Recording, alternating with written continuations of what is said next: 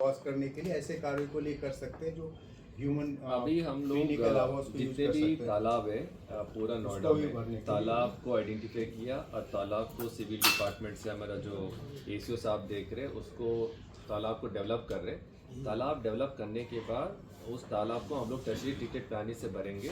भरने के बाद उसको एक एरेटर पंप लगा देंगे ताकि हमेशा उसका ऑक्सीजन हाई रहे। तो ये भी हमारा आइडिया है। ट्रीटमेंट पानी जो बेचा है कितना बेचा है एक साल में? पाटने का काम अभी चल तक रहा है। हमने 22 लाख बेच दिया है। वहाँ पे जोड़िया 22 लाख। लास्ट ईयर 19 24 में लाख टोटल था, उसके पहले 19 लाख था। तो इसीलिए लास्ट ईयर भी नोएडा को वाटर बैरियर अवार्ड मिला हुआ था, इसीलिए क्योंकि हम लोगों ने उस जल का शोधित जल का मैक्सिमम यूज किया है जो इस क्षेत्र में और कोई इतना नहीं कर रहा इसका है। सर थोड़ा डिटेल पुष्करणी तालाब वाला दिलवा दीजिएगा। अच्छी अच्छा खबर है, लेकिन डिटेल नहीं मिलती है। बस हम लोग खाली एक लाइन लिखते हैं पुष्करणी तालाब बनेगा। हाँ सर, वहाँ सेक्टर 119 का एक तालाब है, वाटर बॉडी है, कल देख रहे थे। और उस पर लिखा हुआ बोर्ड लगा हुआ था पहले नोएडा अथॉरिटी जमीन है। अब वो जमीन है, वो बोर्ड हट गया और उस पर मिट्टी कचरा डाल के उसको पटा जा रहा है और कुछ दिन बाद ही उस पर फिर कुछ ना कुछ बन जाएगा।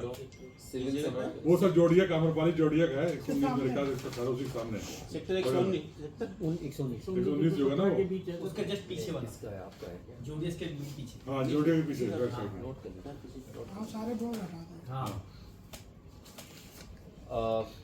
नेक्स्ट सेक्टर 62 में गौशाला बनी हुई है, क्या वो अनुमति मिली है क्या उसको? कौन सा? जो रामलीला हो रही है जिस ग्राउंड पर, वहाँ नंदी रामलीला ग्राउंड 62 में 62 में हाँ बैल आया बैल 57 में भी वो गौशाला नहीं है, वो नंदी कुछ जो गाय हमारे प्राइवेट लोगों ने जो गाय बीमार हो जाती है जो रोड पे रहती है उसके लिए ट्रीटमेंट करते हैं। वो एक नेक काम करे, इसलिए हम लोगों ने ज़्यादा डिस्टर्ब नहीं किया। नहीं, ठीक है। एक सर वाटर मीटर योजना काफी लंबी हो गई है। वाटर मीटर वाटर लगाने का मीटर का आप जानते हैं कि हम लोगों ने लास्ट ईयर एक पायलट प्रोजेक्ट के रूप में किया था। अब उसको हम लोग एक्सटेंड करेंगे प्लान बना करके सभी पूरे वो भी प्लानिंग में है, उससे हमें फायदा मिला है। उसका रेट तय हुआ कुछ कितना? नहीं, अभी नहीं। वाटर मीटर लगाना इम्पोर्टेंट नहीं, वो हमें बोर्ड में सब्जेक्ट इम्पोर्टेंट है कि अभी तो स्लैब रेट में चल रहे हैं, तो बाद में बाकी कॉर्पोरेशंस में स्लैब रेट में नहीं चलते, पर क्यूबिक लीटर में कितना वो मीटर चलते हैं वो डिसाइड करना पड़ेगा। तो इनिशियली अगर इम्प्लीमेंट करेंगे हमारा इनिशियल इनकम कम हो जाएगा। स्लैब रेट में तो ज़्यादा मिलता है, अगर इतना लीटर खर्च होने पर अगर हम कोई इनकम फिक्स करते हैं, सॉरी फीस फिक्स करते हैं, थोड़ा इनकम कम हो जाएगा। वो बहुत इंपॉर्टेंट इश्यू है, अभी बोर्ड में ले जाकर डिस्कस करना पड़ेगा। डॉक्टर साहब, उसके लिए आप क्या पॉल्यूशन कंट्रोल करने के लिए जैसे स्प्रे किया आपने, कोई CSR कोई इंडस्ट्रीज के साथ वैसे कोलैबोरेशन करके कुछ कर रहे हैं बैटरीज?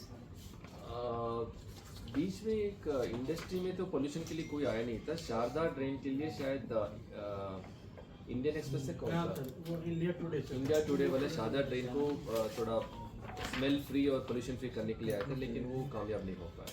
बाकी कोई प्राइवेट कंपनी से कोई पोल्यूशन के लिए कंट्रोल करने के लिए कोई हमारे आपके यहाँ क्या रेमेडीज है पॉल्यूशन कंट्रोल? पोल्यूशन तो हमने बताया ना, ग्रैप वायलेशन में जो भी है, जो गवर्नमेंट ऑफ इंडिया का स्टैंडर्ड रूल्स है उसी को फॉलो कर रहे हैं हम लोग।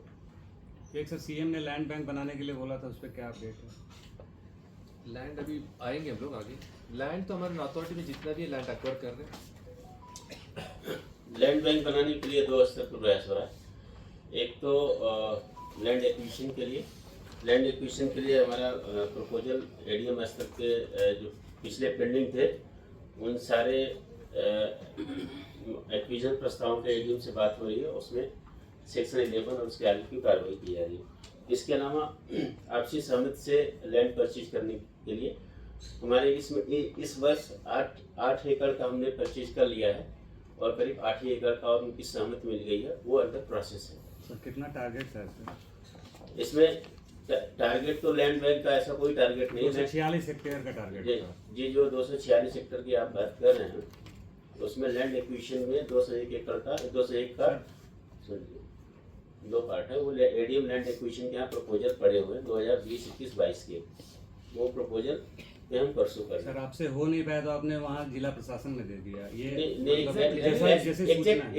एग्जैक्टली ये देखिए, लैंड एक्विजिशन में हम आपसी सहमति से लैंड लेते हैं, अगर नहीं लेता है तो हमारे पास एक्विजिशन में जाने का कोई रास्ता नहीं, ये सामान्य प्रक्रिया है। तो कुछ व्यवहारिक दिक्कत है कि क्यों नहीं लैंड एक्विजिशन आती है, वो आपको डिस्कस करने की जरूरत नहीं, आप बेटर जानते हैं। इसके अलावा लैंड एक्विजिशन में हम चूंकि हम लोग बात करते हैं किसानों से और उसमें प्रयास करते हैं, लेकिन इसमें एक थर्ड पार्टी को, एक प्राइवेट सलाहकार को शामिल करके उसके माध्यम से नेगोशिएशन से लैंड परचेज करें। इसके लिए हमारा टेंडर हो चुका है और हमें उम्मीद है इसी अक्टूबर में वो टेंडर फाइनल कर देंगे। प्राइवेट सलाहकार के माध्यम से हम लैंड एक्सचेंज करें। क्या रोल होगा?